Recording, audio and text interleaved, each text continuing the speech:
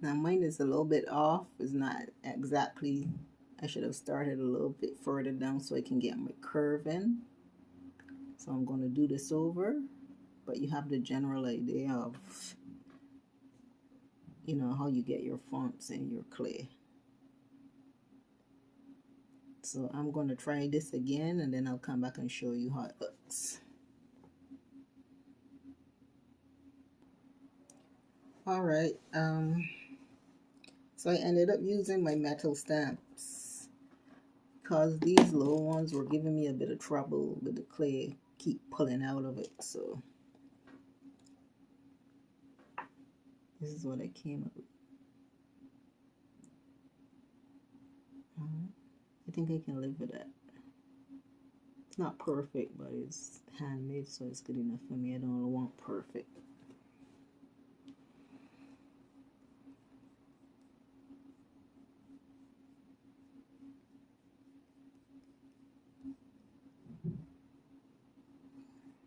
Okay, and then I put in my rubber stamp, my T and my C. And I got my logo. My T is higher and my C is lower. So I just kind of eyeball it where I want it to be.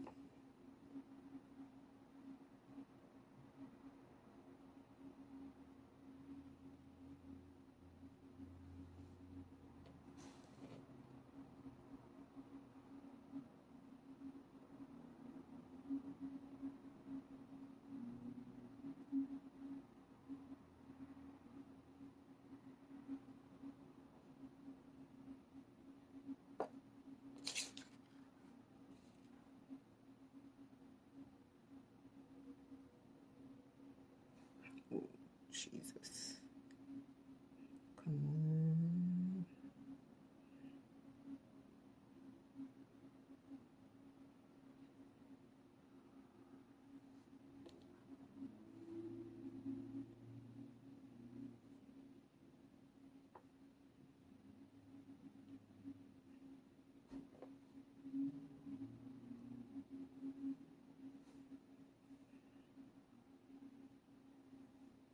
Press firm.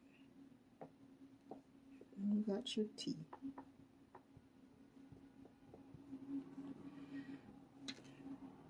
You want to get those lines out.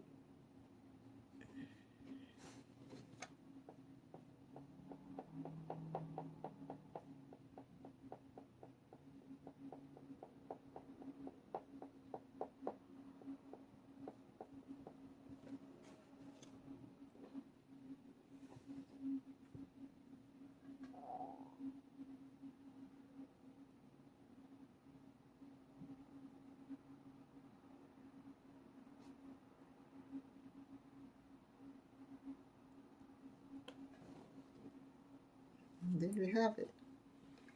You've created your logo and your lid. And you can do this anywhere you want. You can do it straight across, zigzag, circle, however you want. Then you try to get out any imperfections you see in your clay, any nail marks, finger marks. But if you're using concrete, I guess you can sand it when you when you cast your piece. You can sand out any imperfections once the logo, is in there. And that's how I do it. And then, you get your container that you're going to pour your silicone in. You set it in.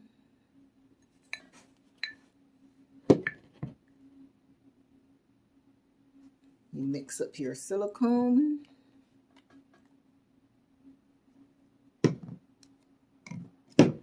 Pour it. Make sure it comes all the way to the top of your container. Because always remember that the top of your container is going to be the base of your mold. So that this is how it was in the mold. So the bottom would end up being where you pour your cement or Jezamite, whatever you're using in here. And you make your own custom logo lid for your container. Yay.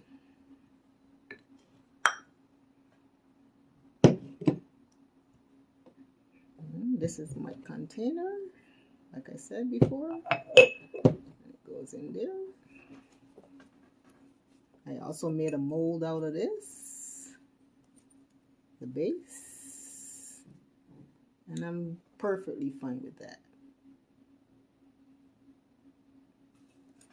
Thanks for watching, and I hope it helps people, or gives people some ideas on how to do their own.